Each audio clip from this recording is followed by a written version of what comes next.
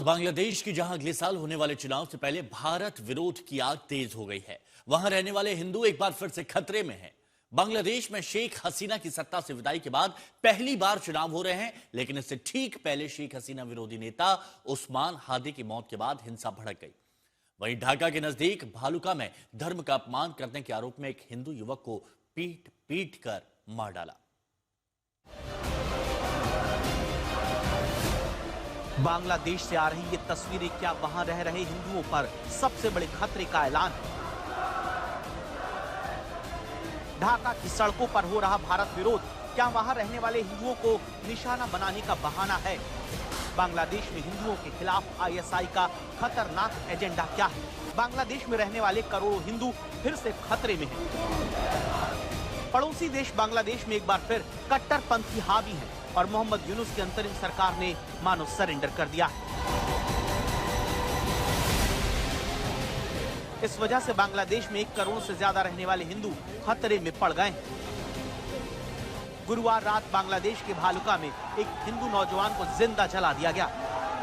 बांग्लादेश में धर्म का अपमान करने के आरोप में भीड़ ने एक हिंदू नौजवान को पहले पीट पीट कर लहूलुहान किया और फिर उसके नग्न शव को पेड़ से बांधकर आग लगा दी।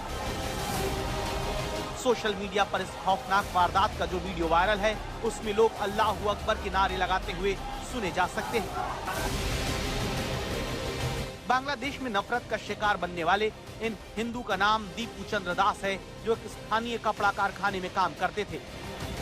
वो इसी इलाके में एक कमरा लेकर किराए पर रहते थे, लेकिन गुरुवार रात करीब 9 बजे कुछ उत्तेजित लोगों ने पैगंबर का अपमान करने के आरोप में पकड़ लिया, पिटाई की और फिर उनके शव को आग लगा दी। ये उन्हीं दीपू चंद्र दास का आखिरी वीडियो है, जिसमें कट्टरपंथी भीड़ ने चारों तरफ से घेरा हुआ है। बांग्लादेश में इतनी बड़ी वारदात को एक हाईवे पर अंजाम दिया गया। एक हिंदू नागरिक को जिंदा जलाने वाले आराम से घूमते फिरते देखे गए, जैसे कुछ हुआ ही नहीं। इसके बाद दीपू चंद्र दास के शव को उठाकर ले जाया गया, लेकिन इस मामले में पुलिस कोई कार्रवाई करती नहीं दिखी। बांग्लादेश में हिंदू फिर से अपनी जान को लेकर फिक्रमंद है। मारे गए दीपू चंद्र दास के परिजन खौफ में हैं। बांग्लादेश के जो हालात हैं, उसे देखते हुए वहां रहने वाले हिंदुओं को इंसाफ मिलना करीब करीब नामुमकिन है, क्योंकि बांग्लादेश में भारत विरोध राजनीति में कामयाबी का सबसे बड़ा कारगर फॉर्मूला बन गया है, जिसे हर कोई आजमाने में लगा है। इस बीच बांग्लादेश की अंतरिम सरकार ने दीपू दास की लिंचिंग की कड़ी निंदा करते हुए औपचारिकता निभाते हुए कहा कि नए बांग्लादेश में सांप्रदायिक या भीड़ की हिंसा के लिए कोई जगह नहीं। इस क्रूर हत्या में शामिल किसी भी व्यक्ति को बख्शा नहीं जाएगा। मोहम्मद यूनुस के नेतृत्व में नया बांग्लादेश हिंदुओं के लिए पाकिस्तान के बाद दूसरा नर्क बन चुका है, जहां उसे दूसरी क्लास का नागरिक बनाकर सताया जा रहा है। बांग्लादेश में एक हिंदू को सरेआम जलाकर मार डालने की जघन्य वारदात बताती है कि बांग्लादेश में कुछ भी हो तो कट्टरपंथी सबसे पहले हिंदुओं के खिलाफ हिंसा करते हैं। पिछले साल बांग्लादेश में शेख हसीना के तख्ता पलट के दौरान भी हिंदुओं और मंदिरों को निशाना बनाया गया था। इस घटना ने बांग्लादेश में कानून व्यवस्था और अल्पसंख्यकों की सुरक्षा को लेकर एक बार फिर सवाल खड़े कर दिए हैं। एक बार फिर बता दिया है कि बांग्लादेश पाकिस्तान की आईएसआई के हाथों में खेल रहा है, जो धार्मिक भावनाएं भड़काकर बांग्लादेश में रहने वाले हिंदुओं को खत्म करना चाहती है। भारत सरकार की तरफ से संसद में दिए गए आंकड़े स्थिति की गंभीरता बयां करते हैं। केंद्रीय विदेश राज्य मंत्री कीर्तिवर्धन सिंह के अनुसार अगस्त 2024 से अब तक 23 हिंदुओं की मौत हो चुकी है। हिंदू मंदिरों पर 152 हमलों की रिपोर्ट सामने आई है। केवल 26 नवंबर 2024 से 25 जनवरी 2025 के बीच 76 हमले दर्ज किए गए। इन हमलों में तोड़फोड़, आगजनी और जानलेवा हिंसा शामिल है। बांग्लादेश में हिंदू समुदाय पर बढ़ते हमलों ने स्थिति को और चिंताजनक बना दिया है। मंदिरों पर हमले, जानमाल का नुकसान और डर का माहौल लगातार गहराता जा रहा है।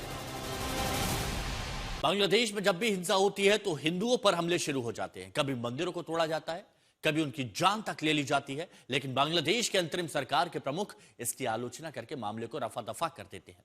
भारत जब इस मामले को उठाता है तो ये तक कह देते हैं कि हिंदुओं पर हमलों की बात को जरूरत से ज्यादा बढ़ा चढ़ाकर पेश किया जाता है। लेकिन सवाल यह है कि भारत विरोध के नाम पर मोहम्मद यूनुस बांग्लादेश में पाकिस्तान और उसकी खुफिया एजेंसी आईएसआई को क्यों पैर पसारने का मौका दे रहे हैं?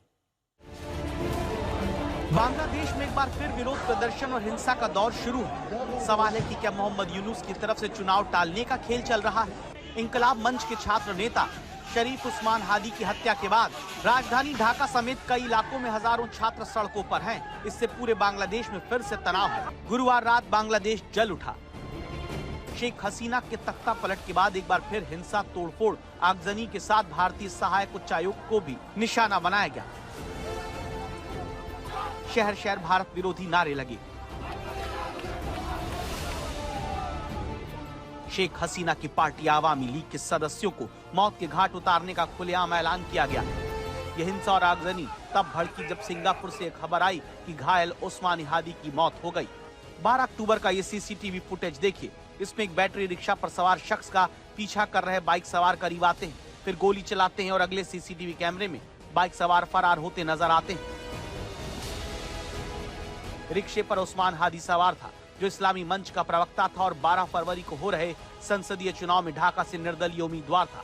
उस्मान ने कुछ ही घंटे पहले ऐसा नक्शा पोस्ट किया था जिसमें भारत के पूर्वोत्तर राज्यों को बांग्लादेश का हिस्सा बताया गया था। हमलावर की गोली दाहिनी कनपट्टी से होकर सिर के बाएं हिस्से से निकल गई। उसका इलाज पहले ढाका में हुआ, फिर सिंगापुर भेजा गया। कल रात हादी ने दम तोड़ दिया। उसके बाद बांग्लादेश में बवाल मच जाता है। प्रदर्शनकारियों ने बांग्लादेश के सबसे बड़े अखबार प्रोथोमालो के दफ्तर में पहले तोड़फोड़ की, फिर उसे आग के हवाले कर दिया। पूरा दफ्तर जलकर राख हो गया। प्रदर्शनकारी छात्रों ने आरोप लगाया कि यह अखबार भारत का पक्ष लेता है, जबकि सच्चाई यही है कि ये मोहम्मद यूनुस समर्थक है।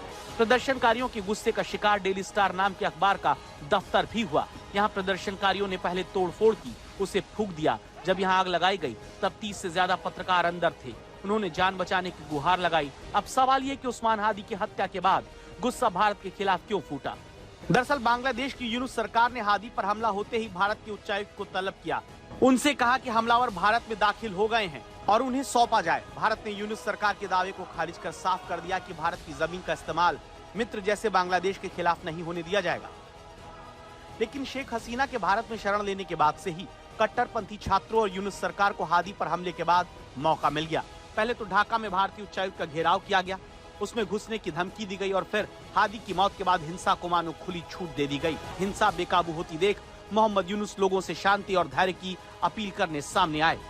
बांग्लादेश की तरफ से छात्र नेता के हत्यारे के भारत भागने की बात फैलाई जा रही है, जबकि बांग्लादेश में सरेआम हिंदू को पीट कर मार डालने और फिर उसे जला डालने को लेकर पुलिस हाथ पर हाथ धरे बैठी है। अब ये तस्वीरें देखिए। दीपू चंद्र की लाश पेड़ से लटकी है, लेकिन ये कट्टरपंथी उसकी लाश को भी पीटते हैं। इन्हें किस हद तक इससे नफरत थी कि इन्होंने उस लाश को भी नहीं छोड़ा। उसकी लाश को पीटा जाता रहा और अल्लाहू अकबर की नारेबाजी होती रही। पुलिस यहाँ पर मौजूद है, लेकिन इनके सामने बेबस खड़ी है। पुलिस इन कट्टरपंथियों से शव ले जाने की गुजारिश कर रही है, उन्हें मना कर रही है, कह रही कि भीड़ उन्हें रास्ता दे, लाश ले जाने दे। इसके लिए मौलाना बुलाए गए ताकि जान लेने पर उतारू कट्टरपंथियों की ये भीड़ कम से कम उस हिंदू युवक के शव को ले जाने दे। लेकिन कट्टरपंथी कहाँ मान रहे थे, वो पुलिस को रास्ता ही नहीं दे रहे थे।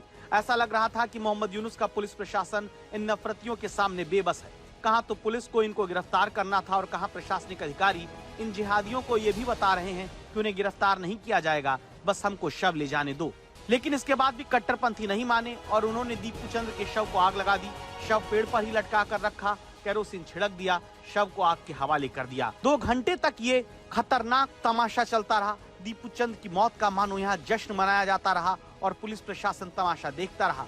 बांग्लादेश में एक हिंदू की जिंदगी क्या है, हिंदू कितने मजबूर हैं, ये कट्टरपंथी मिलकर वीडियो बना रहे थे ताकि वो अपने सोशल मीडिया पर पोस्ट कर सकें, दुनिया को दिखा सकें कि कैसे उनके अंदर हिंदुओं के खिलाफ नफरत पलती है। और इसके बाद उन्होंने पुलिस को दीपचंद की लाश ले जाने दी। पुलिस ने तो पहले ही कह दिया था कि किसी को गिरफ्तार नहीं किया जाएगा, तो फिर उम्मीद क्या की जा सकती है। पिता का भी रो रो कर बुरा हाल है। उन्हें समझ ही नहीं आ रहा कि कल तक तो बेटा ठीक ठाक अपनी फैक्ट्री गया था, लेकिन जिंदा वापस नहीं लौटा। तो यह है हकीकत। बांग्लादेश में उस्मान हादी की मौत के बहाने इस्लामी कट्टरपंथी हिंदुओं पर हमले कर रहे हैं। मोहम्मद यूनुस की सरकार उन्हें खुली छूट दे रही है ताकि भारत विरोध के बहाने चुनाव टलवाने का माहौल बनाया जा सके।